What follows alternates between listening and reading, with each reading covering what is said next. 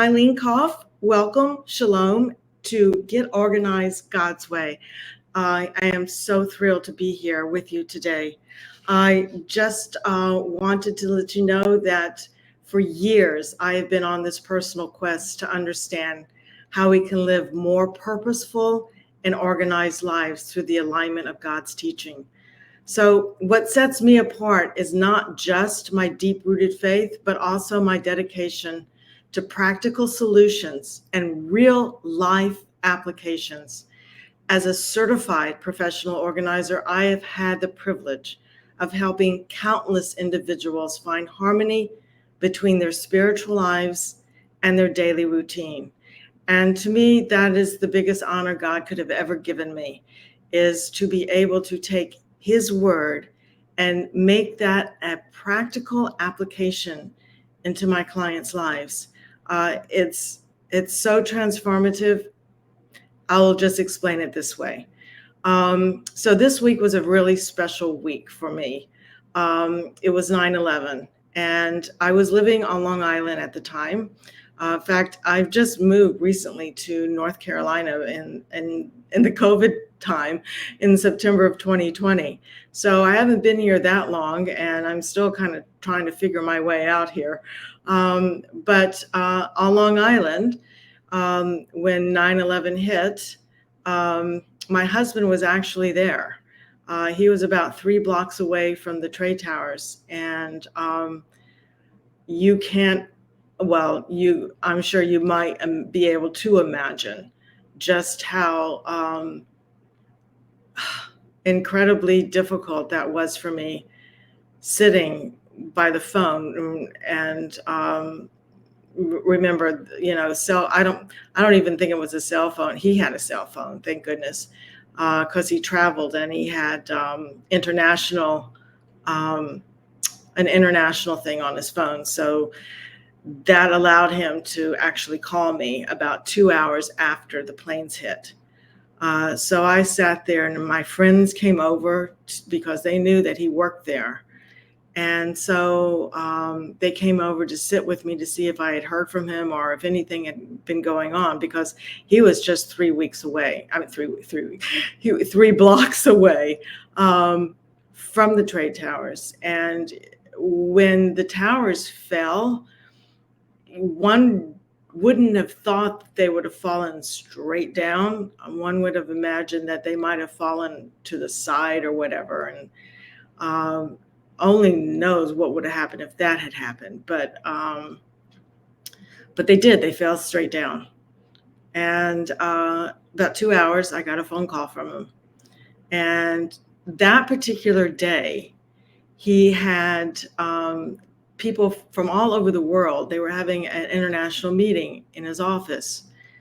And so he said, I'm giving them the phone to have them give you their phone number at home so that you can call their family at their home wherever. In Europe, there was one in Australia, all kinds of places, to let them know that they're okay.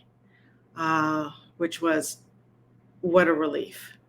So when I got off the phone with him, I called each one of these people and said, your husband or your wife or, whoever they asked me to call, they're doing just fine, to let you know that they're fine. And they, at the other end of the phone, they said, why? They had no idea what had just happened. I think maybe one of them had, but they had no idea that the towers had fallen. And so that was, I was the news person to these people in Europe and Australia. And it was just really, really strange. So that affected me personally, but there was a good outcome on that end. But about 6 months after 9/11, I got a phone call from a woman who the story didn't end so well with her. Her husband was a fireman. And for about 6 months, she had been living in mourning because his stuff was all over the house. And she could not get, every day she was just breaking down and crying. She could not get over that initial feeling of what it was like when she got that call that he had died.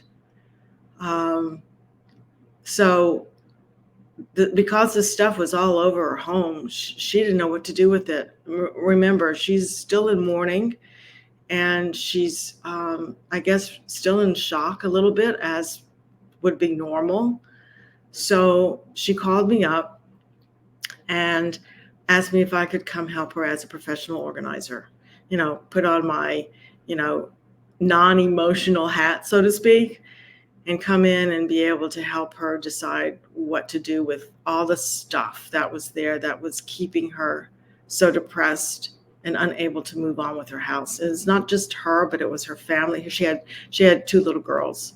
So I came, and I was able to just, on my way there, thinking, okay, Eileen can do this. This is something, God's leading me there, so I should be able to figure this out.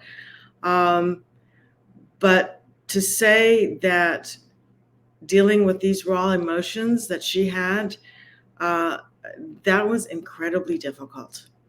But with great, great care, I thought we could maneuver enough of his stuff to allow her to move on with her life and with her 2 girls. So when you have a hardship in your life, it forces you to look at the quantity of your stuff, at one's stuff, and the quality of your relationship with one's life. So looking at his stuff and looking at the life that she wanted to lead was not computing in her day-to-day. It was keeping her stuck and very depressed and unable to get along with her life. So that's what memory or sentimental clutter does. So discarding and donating his stuff, I thought, okay, that's going to be easy enough. We're just going to make these little bins, like the professional organizer going in and, I've got my system. I know what I'm doing here. We're just going to be able to do it here. But I was really terribly wrong, because among his hats, his record albums, remember, this is 9/11, there are record albums, tools, sports memorabilia, his fireman articles, his cooking utensils. He loved cooking. And so his special cooking utensils, which she had never used, they were all over the place. And so all of them had such incredible power over her memories. But she, thank goodness, because most of my clients don't have this, she had enough intuitive ability to understand that these fond memories deserved honor and respect. Now, when I have gone into other homes and, widows or widowers, they have never thought of that term, that they deserve honor and respect. They just look at it as memories, and they just don't know how to deal with the memory. And maybe you can relate to that. But this particular woman did understand that. And that was a huge hurdle that I didn't have to climb. Because stuff isn't just stuff. Stuff becomes oppressive in our lives when we hold on to the memory of the stuff. So preserving his memory with love was what she needed, not just a bin to put it into. So what I did was I had her and her 2 girls to go and collect a certain amount. I didn't say 20, 30, 50, but maybe 10 or 15 items, all in this big pile of things that brought them the most memory. That these articles really spoke to the story of their father and their relationship with their father, and her relationship with her husband. What of these few articles really, really brought back these memories and spoke to her. And that wasn't easy, but it was sort of like going through a small pile of things and going, okay, which one is the most important? And she would pull out what was most important to her in this pile. And then we'd go to another pile and say, okay, which one is most important? And she'd pull out maybe one or two of those things. Then when we had all of those things that she liked a lot, I would say, okay, out of this pile, which one speaks to you to be most important?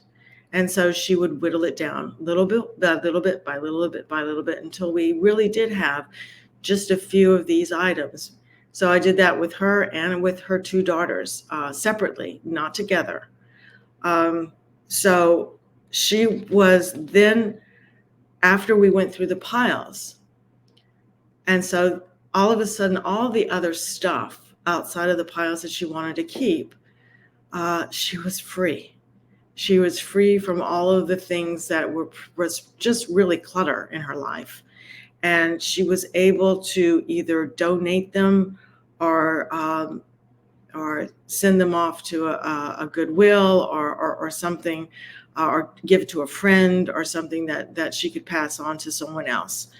And the freedom that particular act of being able to decide what is truly important is huge, not just for her, but for every one of my clients. And what it did was it allowed her to move forward in her life. So what did we do with it? Well, let's just go back and see exactly what our homes are. So our homes are really metaphors of our lives. They reflect our emotional state, our ability to think and process the day-to-day challenges of our life. I mean, the stuff within our home really can allow you to move on with your life on a day-to-day, or it keeps you stuck. When we experience grief, loss, trauma from stressful life situations like a divorce or losing the spouse or child or an illness, clutter is a lot more difficult to part with, and it's truly impossible to make your best choices, emotional, stable choices in a cluttered and disorganized home. It just can't happen. So by getting her to sit with the items and whittle down little by little by little, got rid of the clutter. And as she gets rid of the clutter, and this goes with everyone, the peace that surpasses all understanding, the calmness that comes into the space allows one to think more clearly. And we're going to go into that in great detail later on. But I just know that your stuff has power, and your stuff has power for good or for ill. So and remember last time, maybe you saw this, maybe you didn't, but I said there's no judgment here, because our society is measured by the health of our economy, and our health of our economy is measured by how much stuff we hit. It's just as simple as that. If you go out and buy stuff, then our economy is doing better on consumer goods. But the hard lesson I try to teach my clients is that life is not about your stuff. The organization is not something you just do. It's a way you live your life. So kind of fast forwarding in that concept is learning how to go out and buy the things you actually need. When I go into a home and I'm looking for bins or boxes to start sorting things or whatnot, I won't go to the store and buy more things. I'm looking to see what they've already got, because most of the time than not, they already have the boxes and the bins already there, so that I don't have to go out and get them and spend more of their money. So So looking around at the things that you already have is really, really important before you go out and buy things, and getting a different mindset on organization in those terms of looking around at your home and deciding what is enough is another thing we will go into a lot more later into detail. But organizing is not just simply cleaning up. I just want you to understand that. Organizing is about making mindful decisions about the life you want.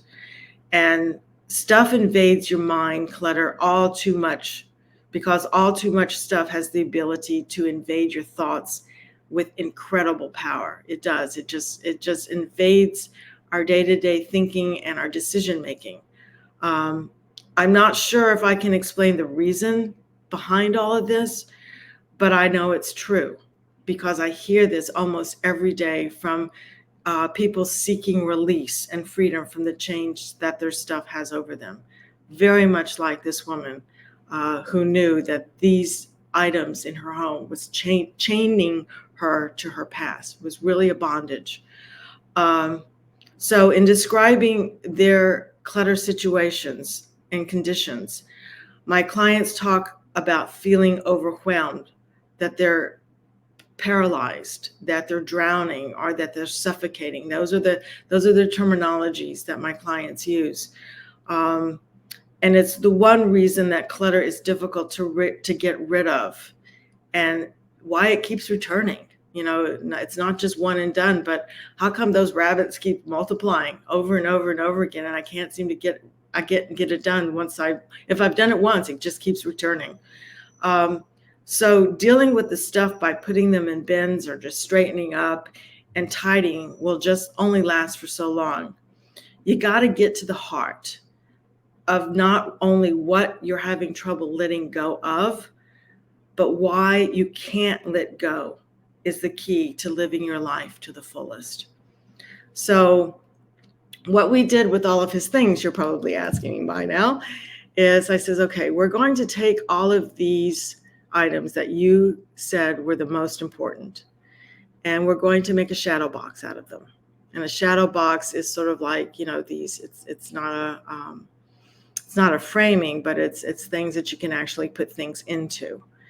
And so we created one for the kitchen with his kitchen utensils. We created one for the TV room, which had some of his fireman articles in it, and other things that were precious to him and to the family.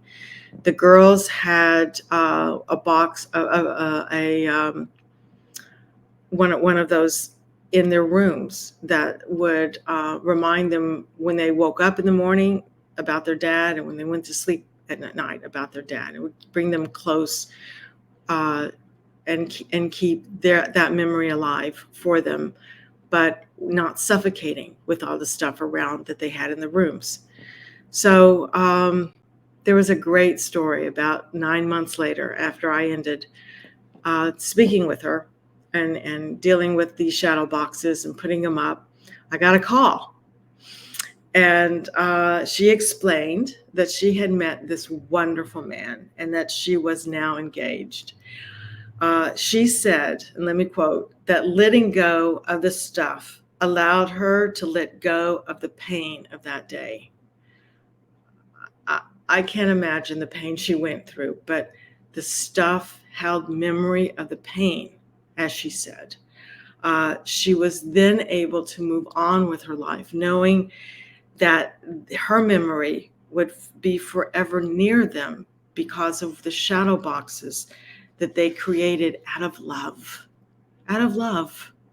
And she was able to move on and go on with her life, meet a man, get engaged, and was happy again. And to me, that is the greatest compliment a professional organizer can ever have, is to be able to transform one person's grief in that way to finding a new road and a new life that God had planned for them.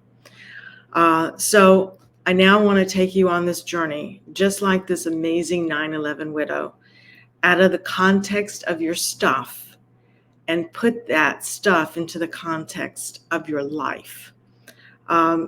If you're having a difficult time getting rid of sentimental things and having a great memory attached to them, I want you to know that's really, really common.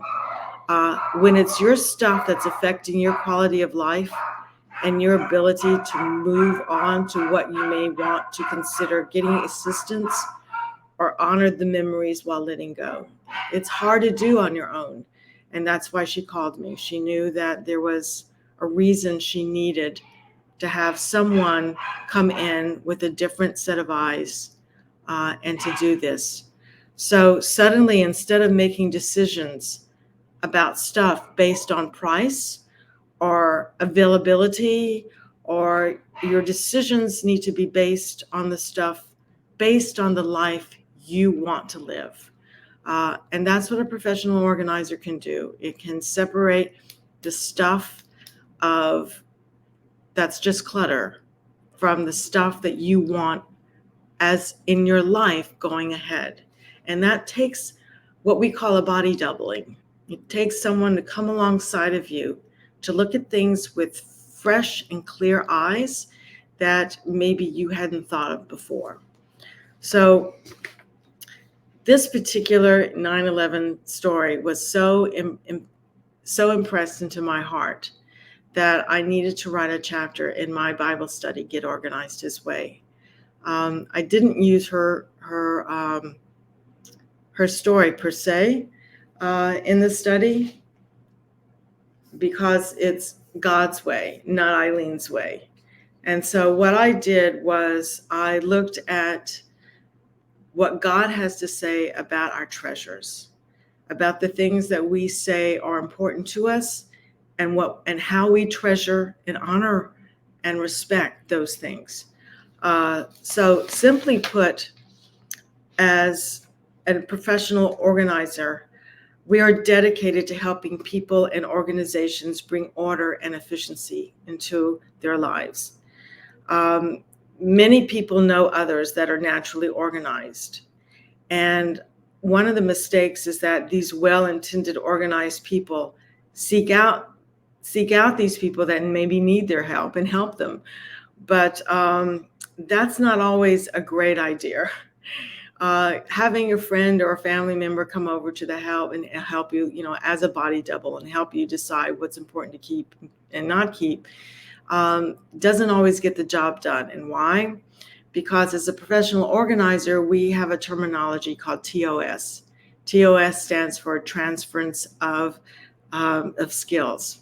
In other words, my skill set, I will transfer over to you to be able to help you make the decisions, so that no longer do you need me or a professional organizer to come in, but that I have successfully given you the tools and structure to be able to do it on your own, because life just isn't the same year by year or decade by decade. Life changes, and our value systems change. What we think was important before isn't important, in 10 years from now. It's especially the birth of a baby.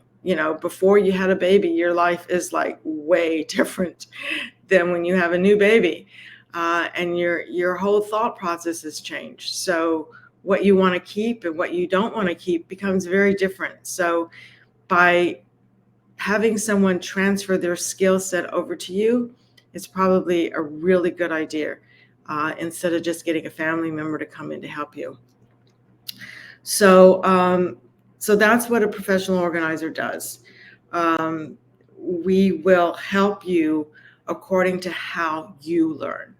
It's according to, okay, are you a visual learner?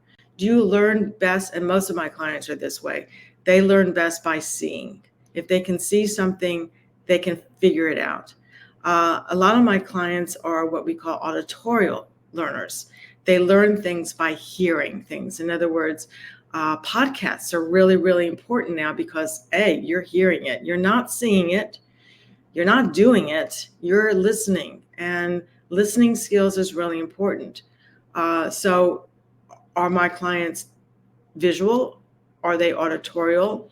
Or the third thing is, like I said before, are they kinesthetic? Kinesthetic is, and that's me, I learn best by doing. If someone is giving me a new skill set, especially like if it's on the computer and I have no idea what I'm doing on the computer, if they just show me, I can't do it. If they tell me, if I'm listening to a video on how to do it, forget it. It is not going to happen. But if they come over and sit down with me and go, oh, okay, Eileen, you need to go here and you need to press this, go press it. Or you need to go here and you need to do this.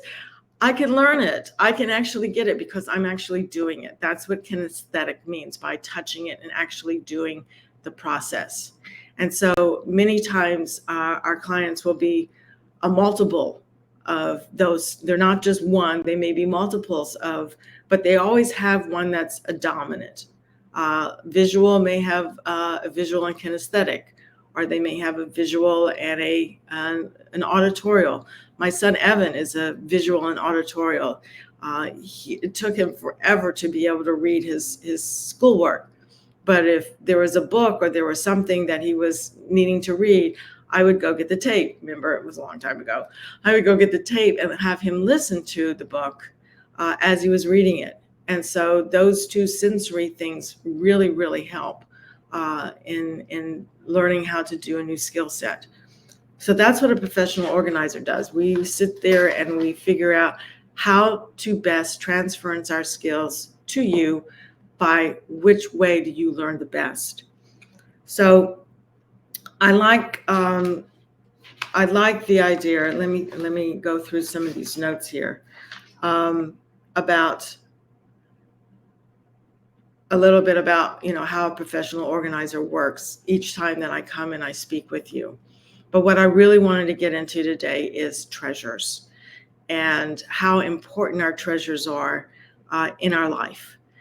And so how does one of the questions that I always get asked is tell me, what is the idea of treasures and how does that affect disorganization? So as I have stated before, objects can hold a tremendous amount of power over us. And let me equate it this way. If all the baby clothes are important, if all the craft supplies are important, if everything that you own is important, right? Then none of it is important, because you're not giving any honor or respect to any of it if it's just all sitting around waiting to deteriorate or mold or just having a memory loss of why was it important. Not everything can be important. And so getting my clients, just like when I was helping the 9/11 widow, which ones was important? Which ones gave her the most memories? Because if they all do, then none of them do. And she got that. She was able to understand that right off. So let me give you another example that I love. When I was teaching the class, there was a woman in the background who, all of these things are important to her, and she didn't know how to be able to separate what was and what wasn't important. And so she gave me an example of one of her drawers that was constantly filled, and it was her sock drawer. Okay. So she had red socks and blue socks and yellow socks and tan socks and red, every color socks, striped socks, socks with toes in them. The list was endless as she would begin to explain. She's standing up in the middle of my class, and she's just explaining and going on and on and on and on and on and on about all of these socks that are in her drawer, and that no matter how many times she tries to separate them, organize them, get them so that she can see what she's got, in a matter of days, it's back to disorganization. She can't find it. So as she's talking, this is how God works. And this is why it's God's way and not Eileen's way. He reminded me of the scripture of the rich young ruler. Remember that one? The rich young ruler comes to Jesus and he says, how can I obtain eternal life? Oh my gosh. Can you imagine you having that opportunity to come to Jesus personally and ask him that question? That blows me away. But he does this. He also has a caveat. He's a Jew, and he's kept all the laws. He's kept all the laws. He's kept, he's been religious from, I guess, from 7 years old when he's able to. He says, I've done it all, but what else can I do? What does Jesus tell him? He says, go, sell, and give all of your things away, and then come follow me. Wow. Okay, let's remember, he's rich. He's got a lot of stuff. He's a young ruler. He has a purpose beyond just following Jesus. And he goes away sorrowfully because he knows he can't do it. What? You can't do it when your eternal life is dependent upon this? No. Just like this woman with the sock, with all the socks, she couldn't let them go. It's no different. She sees her stuff as she knows it's a weight on her. He understood that his stuff was a weight on him, and he went away sorrowfully. And Jesus let him go. Jesus isn't going to come into your sock drawer and say, okay, you got to clean it up because this isn't working. No, he keeps us wherever we want to be.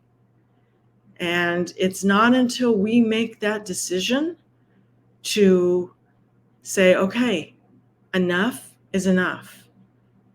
My eternal life is dependent upon what I can let go of.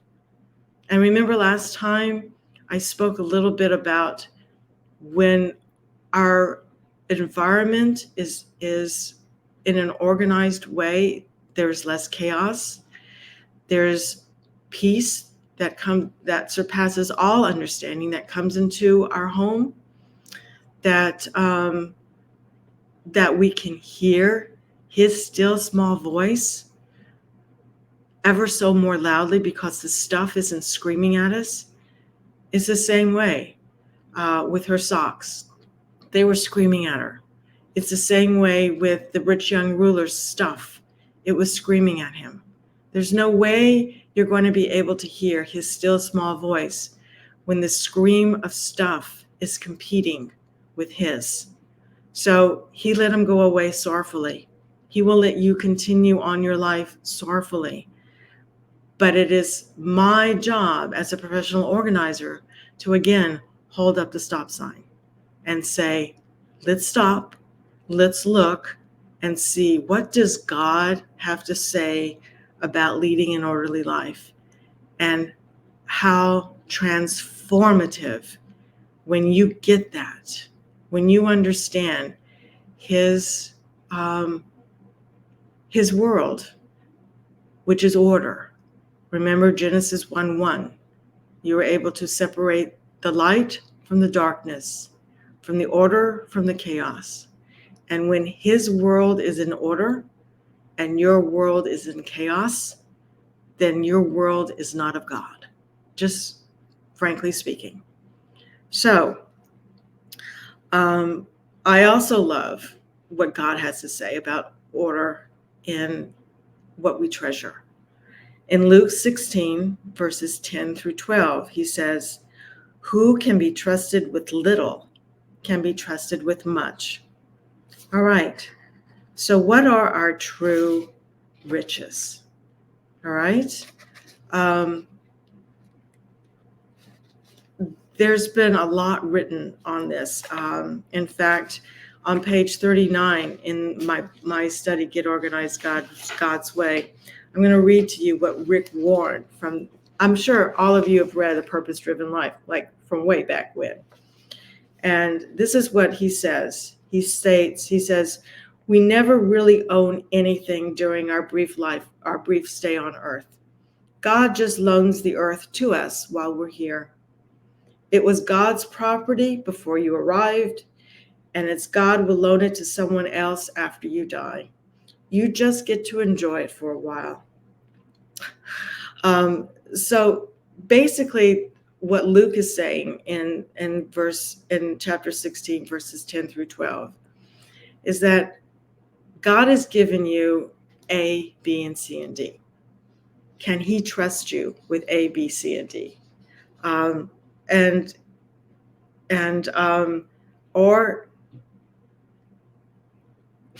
I'm speechless, because it's like, can you be trusted with something that he's given you? Or are you just going to trash it? Let me put it to you this way. Let's say you want to buy a coat and you need a wool coat. Okay. So you go to the store and you see a wool coat that you really, really love, and you bring it home. And during the winter time, you've got a million things going on. So you just, throw it over to the couch and you just let it sit there. And then all of a sudden things start piling up on the coat, and maybe it gets dirty, or who knows, just as an example. So let's see what God has to say about the coat. Okay. I write about this one because it's pretty graphic. So let's go back to the very beginning and see why this coat actually belongs to God. That can you be trusted with the little? So the coat being the little, let's say that, where did the material come from? Oh, yes, Eileen, the material came from a sheep. Who created the sheep? God did. Okay. You wouldn't have this wool coat if it wasn't for the sheep that God created. So all of the other things that go into making the coat, for instance, the person who comes along and weaves the coat, puts it into the yarn, makes a fabric out of the wool from the sheep. Okay. Then the person has this material, decides to cut it into a pattern and sews it and puts it together. And now it's a beautiful coat. But it's not just her coat or his coat. They've got to take this coat and it's got to go on a truck or somewhere to a place where you need to buy it from. So a person needs to come along that God created, and he gave them that job. And so now they're taking the coat and they're taking it to a warehouse. And from the warehouse, it's going to go to a store, which is another person.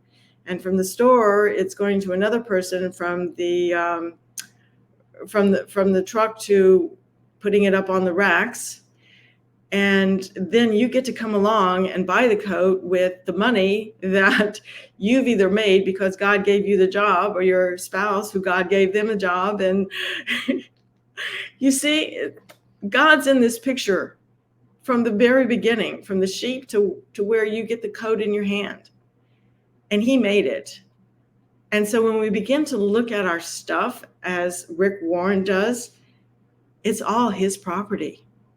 How are you taking care of it? As in Luke says, can you be trusted with the little? So what is your true riches? Is it the things of this world, which is what I talk about in this chapter 2, or the things that God says is the real riches, is the real treasures? And he goes, I write in here about, the pearl of great price. Our culture basically says is that the more you own, the richer you are, and God basically says no. That's just the opposite. So let me see here in my notes what else he states that's important. So here are some tips that you can do to honor God in looking at your things from the get-go. So you can take this video and you can learn a little of the few steps that I will talk about, but there are a lot more in the study. So the first step that you go to decide, how do you want to honor the things that you have in your home? How do you know what's important, what's not important? First and foremost, you pray. You let God shine his light on a small area. Now, not the whole area, let's just take the couch, for example. Let God shine his light on the couch and see how well it's being taken care of. Is there stuff all over it? Is it dirty? Does it need to be cleaned out? Look under the cushions. See what's maybe hiding under there. But pray. Pray first, because what you think is important may be not what is important. A lot of times I go into my client's home and I go, okay, what's bothering you the most? Where should we start? And so they'll give me a list. And so I go, okay, now let's pray over this list. And we'll pray together over the list. And they'll go, you know what? I didn't hear any of this. I heard something totally different. And I go, okay. So what does God say? You first pray. You pray on, let God shine his light on where you need to begin. The next one is, okay, just like the 9/11 widow, if you have treasures in this area, then we need to display them. You honor and respect the things that God has given you. And if they're emotional, let's display them. As you can see from behind me, I have things that are incredibly important to me. I can't let these things go. They're treasures to me. But my treasures bring me happiness. They bring me a grounding that is so very important. This picture, let's see if I can do it here. This picture here of the two elephants I picked up in Africa. I'm a big believer in ecosystems and things, and this was a picture that was drawn by kids in Africa. And my husband and I have a foundation called Peace Island Children's Center that we started shortly after I got that frame into my office, and so that reminds me of Africa, which I love. The trust behind my head I gave to my dad when my mom passed away, so that he would look at that every day and know that there's a purpose in trusting God for whatever happens. So display your items, because they'll bring great memory and comfort to you in your life. So, and also another one is store your items at a point of use. This is really important. Say you like reading, okay, and you take your bookshelf that you have is upstairs, and you like to bring your books downstairs in a nice comfy chair, and you like to sit there and you read. And pretty soon, you've got 3, 4, 5 books maybe sitting by your chair, and all of a sudden the clutter starts, all over the place. Well, you're not taking them back upstairs and putting them away because the point of use is hard to get to. So what you need to do is you need to put your chair that you like sitting in next to your bookshelf, so that when you're finished with the things, then your book is going back into the bookshelf. That's kind of like oversimplistic, but it gets the point across, is that where you use something is where you should have it stored. Don't have your garage thing stored in the basement, because you'll never get it out of the basement to go back into the garage. So just think of it that way, that store the things at its point of use, because it's easier to use them that way.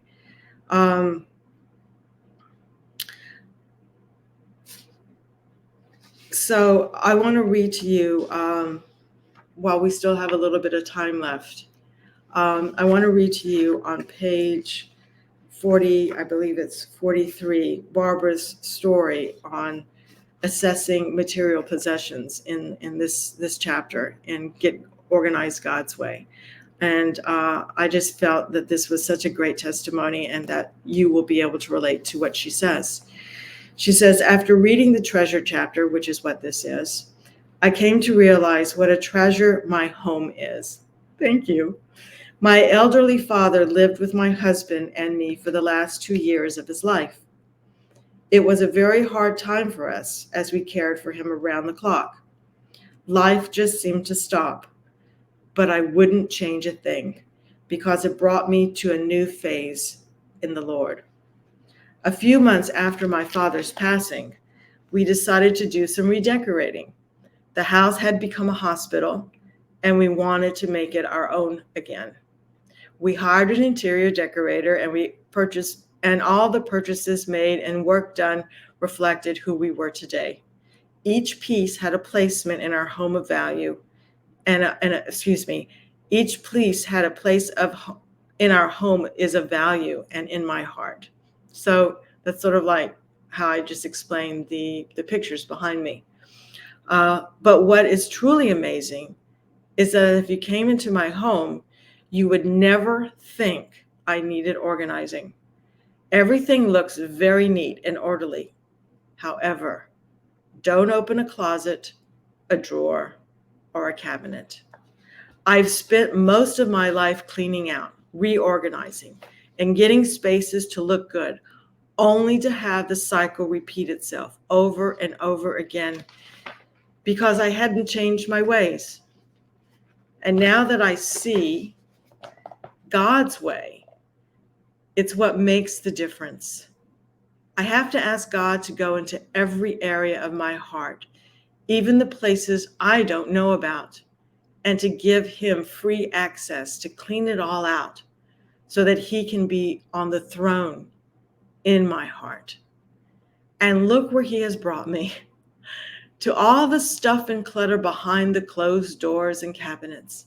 You see, nothing is hidden from him. I have it hidden so it looks neat and clean. And although I am disgusted with this aspect of my life, I have been complacent to give it up. But he sees it and wants me free from it. So he's brought me to get organized God's way, and he has already blessed me. So as I focus more on God's kingdom, which is eternal, I will focus less on the temporal things that I have accumulated and not let go of. I want to seek God for his wisdom and not allow my fleshy heart to be drawn away from his treasures. I want to replace my desires with his and my ways with his. And as I seek him in this and obey and make right, immediate choices, my life will change and I will honor him. So this brings us to the next part of treasures. We've talked about all of these earthly treasures and how important it is to respect and honor everything that God has brought into your life. Because if you have been trusted with little, you will be trusted with great. And I've left that to the very end. Because how you live your life now, as I explained before, will be the amount of trust that God gives you in eternity. And I want to also go back a little bit and talk about treasures in heaven. What's the difference between a treasure on earth and a treasure in heaven? If we cannot honor and respect those things that God has given us on the day-to-day on earth, then how are we going to store the things in heaven that will never pass away? And that's what he has admonished each of us to do, is not to store the things on earth, but to store the things in heaven. When I do this in my class, and I go, okay, so what are those things in heaven that you have stored up for yourself? And I always get these blank stares. It's really funny. Um, and I can relate, because how can you see into the future what is being stored up in heaven? Okay, so understand it this way. We know that at the end of days, and we all know that this is going to come all too soon now, the end of days is going to happen, and everything on earth is going to be gone. Your favorite plates, your shoes, your favorite tools to work with, all of these wonderful things that bring you such great pleasure and interest in living your life here is not going to be here. It's all going to be gone. When we either pass away before the Lord comes, or when we get raptured, or wherever, the things of this earth are no longer going to be part of our life or part of our eternity. So how do we store those things now in heaven? How do we think about what that means? So sometimes it's an easy thing to say, but it's a hard thing to get your head around, and I get that. But storing your things in heaven really has nothing to do with things. It has a lot to do with how we treat each other. Remember, Jesus is admonished from the last session we had. Love the Lord your God with all your strength, heart, might, whatever, and love your neighbor as yourself. Those are the two most important things that one must do on this earth.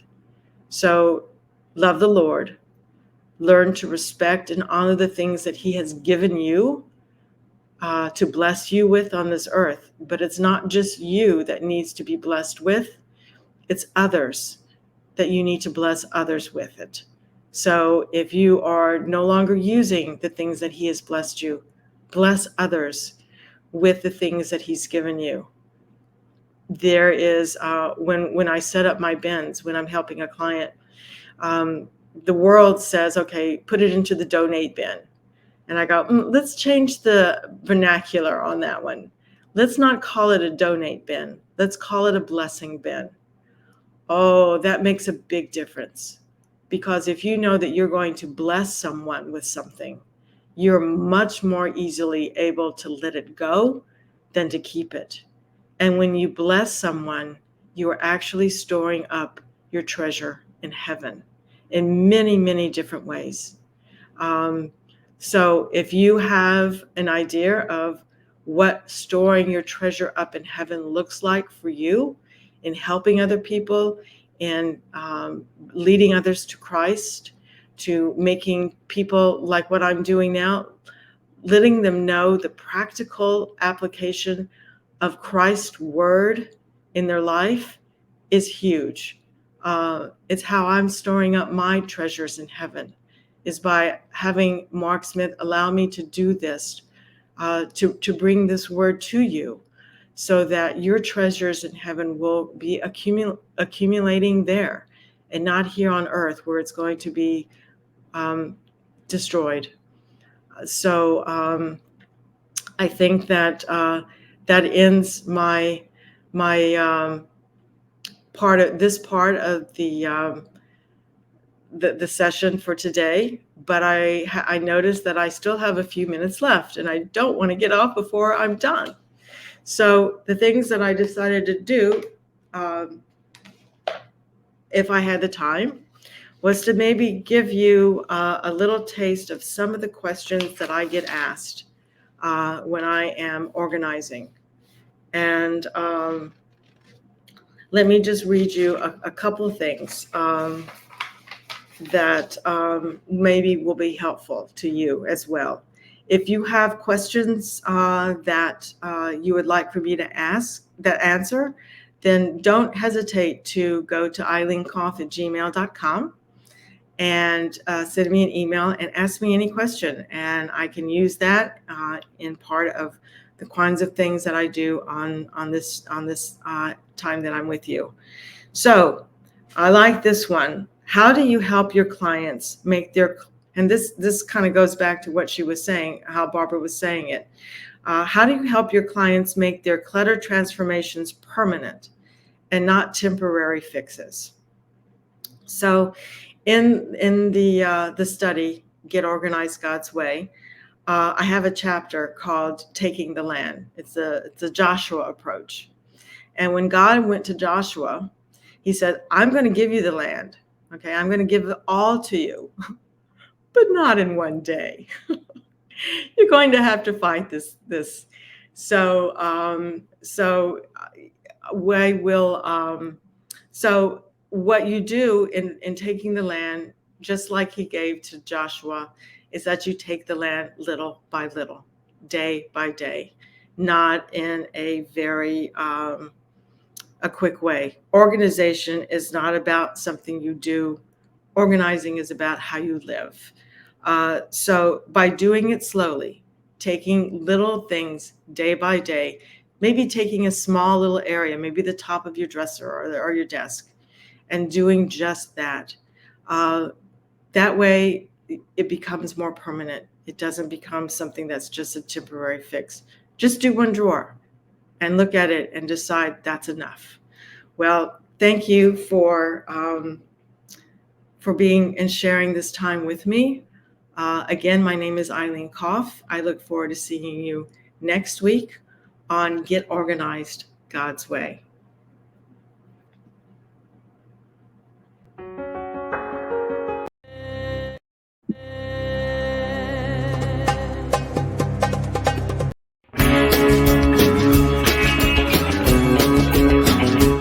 We are richly blessed to bring you what we believe is the fullest, most diverse, yet up-to-date progressive teachings, discussion, and prayer programming you can find anywhere on this planet. Be sure to take the tour of the MessianicLambRadio.com website. I'm Susan Hoogie, thanking you for joining us on the Messianic Lamb Video Network.